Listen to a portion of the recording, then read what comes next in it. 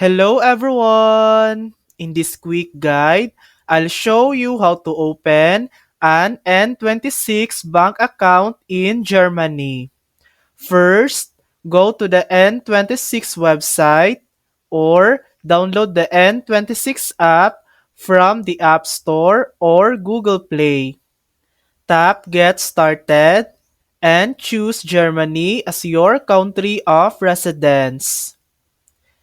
Next, fill out your personal details like your name, email, and address, and then verify your identity through a quick in-app video verification.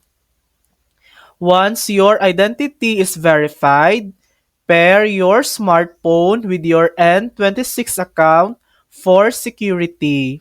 Finally, add funds to your account, and your N26 debit card will be mailed to your address. And that's it. You've successfully opened your N26 bank account in Germany. Thanks for watching.